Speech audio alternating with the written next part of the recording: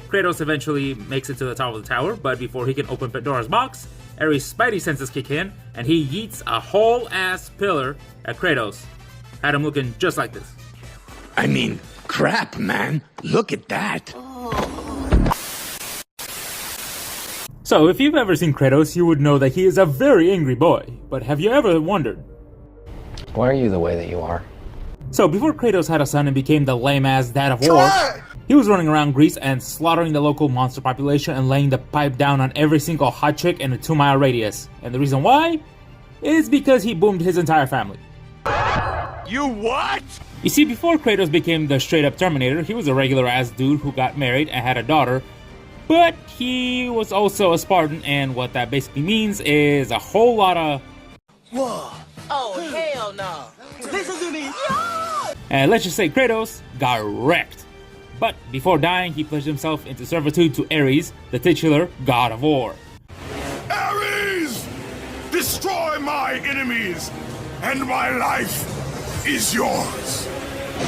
So Ares descends from the heavens and is like, I got you, fam, and then gives Kratos his blades of chaos, and, you know, also maybe kind of sort of murders the enemy army. And all was going swimmingly until Ares, that sneaky bitch, decided that Kratos was a little too happy. I just catch you having fun. Ares had Kratos attack a village protected by Athena, but it turns out that Kratos' family was there, and Kratos, being the bald, angry dude that he was, boomed the entire village, his family included. So Kratos was like, whoops, my fault, gang. But there was a witch in that village, and she curses Kratos by making him an albino.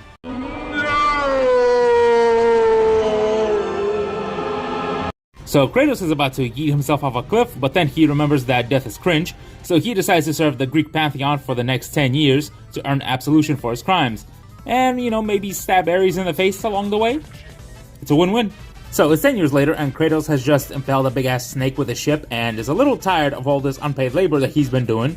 So he calls out to Athena, and she tells him, I got just one more job for you, my boy, and it's one that you'll like. I need you, and pay attention, to stab my brother Ares in the face. And Kratos is geeked as hell. Oh, say less! You see, Ares has mad beef with Athena and grew to the size of a giant and is thumping around Athens being a straight-up menace. And the other Greek pantheon, tired of his shit, decides that it's time for him to reunite with the ground. Permanently.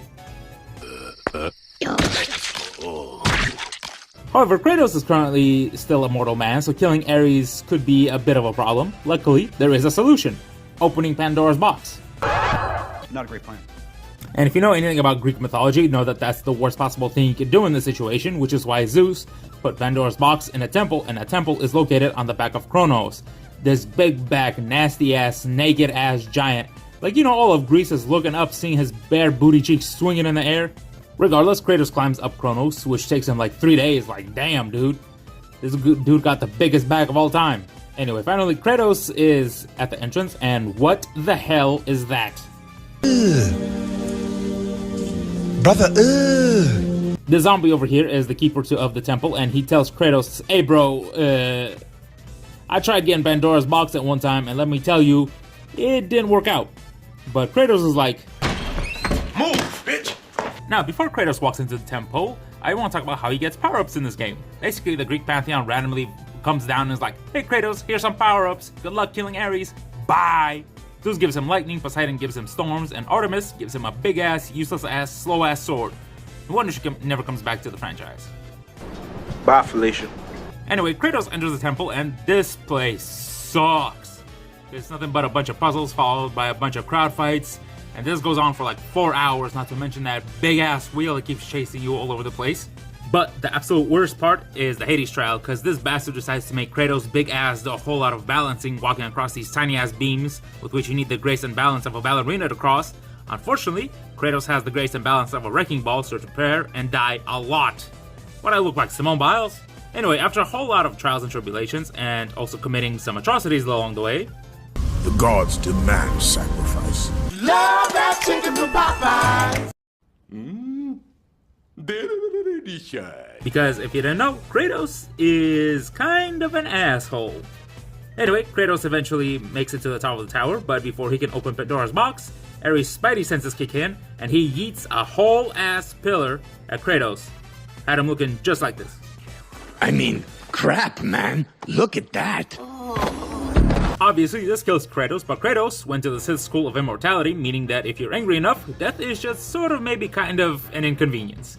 So Kratos literally crawls his way out of hell.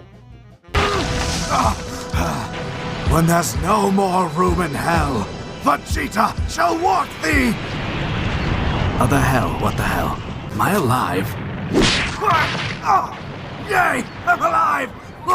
And he immediately opens up Pandora's box, catching Ares off guard.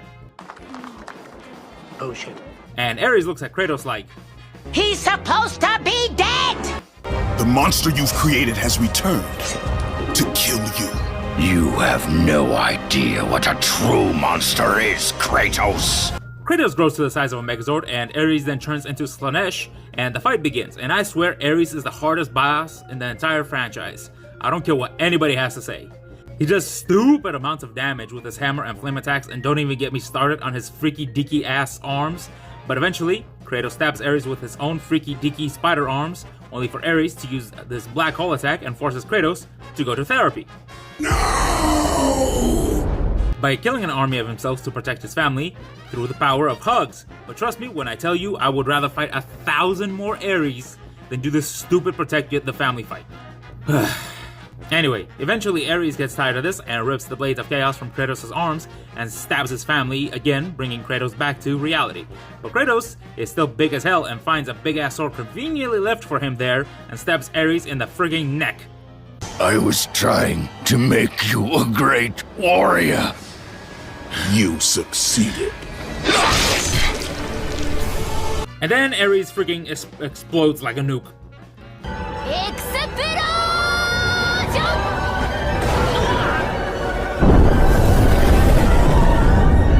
Gonna have Athens looking worse than Gotham. So now Kratos wants Athena to get rid of his PTSD, but she hits him with the No. So Kratos, being the depressed little boy that he is, yeets himself off of a cliff. However, Athena hits Kratos with a second no, and instead elevates Kratos to Ares' position as the titular God of War.